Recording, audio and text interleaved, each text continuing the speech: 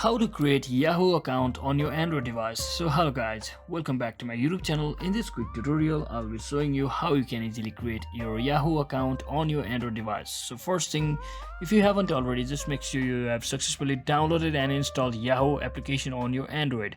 So once you're inside here, just tap on this open button over here. So it will take you to this interface, so you can either log in or sign up with your Google account or your Yahoo account.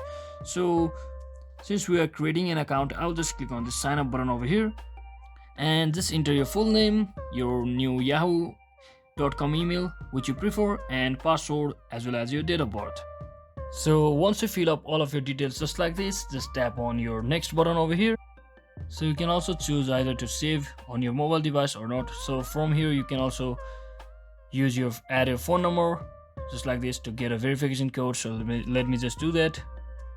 So once you do all of those mentioned things and follow the on-screen instruction, you will have successfully created your yahoo.com account. So I hope this video was helpful guys. If it was, don't forget to like and subscribe to the channel. See you on the next one.